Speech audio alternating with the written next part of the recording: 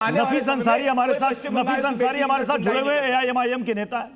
नफीस भाई, अगर डर होता तो फिर सीपीएम और कांग्रेस के उम्मीदवार भी कहते कि साहब हम भी चुनाव नहीं लड़ेंगे, हमें डर लग रहा है, वो तो चुनाव लड़ रहे हैं। ऐसा क्या हो गया कि जहांगीर खान वहां से हट गए? देखिए प्रत्युष जी, ये बात समझने वाली है कि तृणमूल कांग्रेस ने पिछले 15 सालों में जो बंगाल में राज किया है, इस राज करने में सबसे बड़ा अगर दोष उनका था तो वो लोकतंत्र की हत्या कर रहे थे। वो जितने ऑपोजिशन के पार्टी थे, सीपीएम के नेता, कांग्रेस के नेता, एमआईएम के नेता, सबको पुलिस का मिसयूज करके जेल भिजवाना, गुंडों से चापड़ छुरी चलवाना, ये बहुत आम था। बंगाल के लोग परेशान हुए, तब जाकर उन्होंने सत्ता परिवर्तन किया। अब जहांगीर खान का फाल्टा से नाम वापस लेना और प्रेस कॉन्फ्रेंस में कहना कि शुभेंदु अधिकारी जी ने फाल्टा के लिए एक स्पेशल पैकेज दिया है, इसलिए वो चुनाव नहीं लड़ते, ये बहुत सारे सवाल खड़े कर रहा है। अब क्या कहना चाहते कि टीएमसी का बीजेपी से डील हो गया, क्या कहना चाहते हैं आप? देखिए, बंगाल में सरकार आएगी जाएगी, इससे हमें फर्क नहीं पड़ता। जनता जिसको जनादेश देगा, एमआईएम उसके साथ खड़ी हुई। लेकिन बात सिर्फ इतनी है कि अगर वाकई में भय से, डर से या फिर किसी और तरीके की धमकी से अगर कोई चुनाव नहीं लड़ता है, ये वाकई में बहुत टेंशन बढ़ाने वाली बात है। देश का लोकतंत्र रहना चाहिए, देश का संविधान रहना चाहिए। इसलिए तुम लोगों को बंगाल में हो पूरे देश में भाजपा का बी टीम कहते हैं, इसलिए कहते हैं। बादल गन्ना जी, मैंने संविधान की बात की और मेरी बात कंप्लीट कर दीजिए। प्रत्युष जी, क्या आप इनको रोकेंगे? प्रत्युष जी प्लीज इनको साइलेंस होने। बीजेपी प्रवक्ता ने बादल दा ने एक गिलास पानी पी लिया, फिर से एनर्जी आ गई है, फिर से लगातार बोलने लगेंगे। बादल दा, एक सेकंड, आपको मौका मिलेगा, आप बोल लीजिएगा। पहले नफीस भाई को पूरा कर लेंगे। नफीस भाई एक सेकंड, नफीस भाई एक नैरेटिव ये चला, एक सेकंड नफीस भाई, एक नैरेटिव ये चला कि बंगाल का मुसलमान बहुत डरा हुआ है, बहुत डरा हुआ है मुसलमान। ये बताइए कि ये यहां पर टीएमसी का प्रत्याशी डरा हुआ है या एक मुस्लिम उम्मीदवार डरा हुआ, आपको क्या लग रहा है? सर देखिए, पहली बात तो यह है कि बीजेपी नेता को गीता से कोट नहीं करना चाहिए। देश संविधान से चलता है, संविधान को कोट कीजिए, पहली बात। जहां तक डर की बात है, मुसलमान किसी से नहीं डरता है।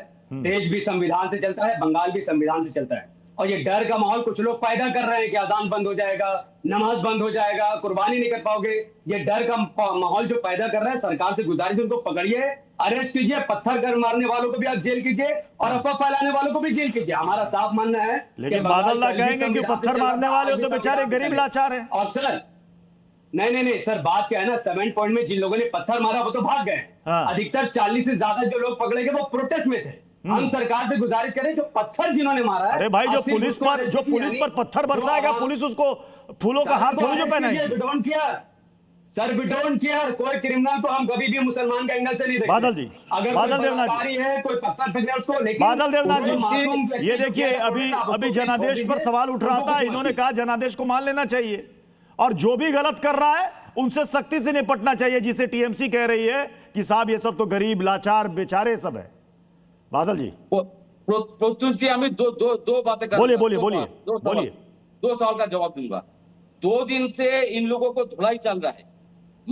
अजान का माइक बंद कर दिया, यहाँ पर भी अजान का माइक बंद कर दिया। ये अभी भी भाजपा का समर्थन लेकर माइक बंद किया तो आपने जाके पुलिस को रोका, पुलिस को कंप्लेन किया। रुको भाई, तुम्हारा कोई शर्म का बात है? माइक बंद करने का रूल नहीं है, तो आपको रोकना चाहिए ना। तुम्हारा कोई धर्म है कि पता नहीं है?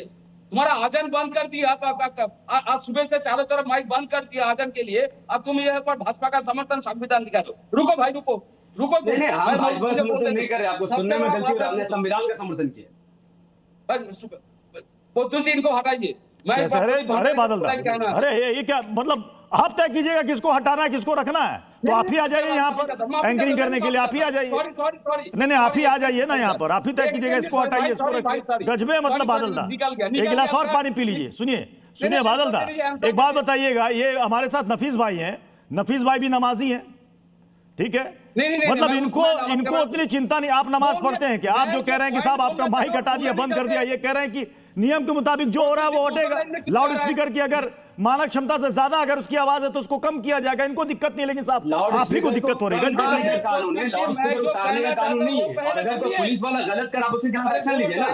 टीएमसी को 80 एमएलए जिता कर दिए ना भाई, क्या कर रहे हो? प्रत्युष जी, एक बात है, टीएमसी का 80 एमएलए क्या कर रहे हैं? माइक उतारा जा रहा तो टीएमसी का 80 एमएलए क्या कर रहे हैं? हम तो एमएलए नहीं, फिर भी पुलिस से बात कर रहे हैं कि माइक उतारने का कानून नहीं है, साउंड कम करने का कानून है। अगर माइक उतारा जाए तो आपके 80 एमएलए क्या कर रहे हैं? कौन से बिल को घुसेगा वो लोग? निकाल दो उनको बिल से और बोलिए ताकि कानून लोगों को बताने के लिए जो पुलिस वाला कानून के खिलाफ काम कर रहा है, अब एक्शन लीजिए उनके खिलाफ। सिर्फ आप वोट देने के लिए आए हैं और जवाब देने के लिए नहीं आए आप। हम पर सवाल कर रहे हैं आप। पूरे कोलकाता में आप लोग ने भय पैदा किया हुआ है। सरकार ने कौन से कानून बनाए कि माइक उतार दो? जो पुलिस वाला उतारा उसके खिलाफ एक्शन लीजिए आप लोग। बोलिए बादल दा। हाँ बोलिए प्रत्युष जी मैं दूसरा कुछ कहना चाहता हूँ, आप सुनना नहीं भूल गए क्या? क्या बोलना था? नहीं भूला, आप भुलाने का कोशिश कर रहे हैं। पॉइंट वाला बात उठाया कि नहीं उठाया? अच्छा चलिए, जब तक आपको याद आता है मैं दूसरे मेहमानों का रुख कर लेता हूं।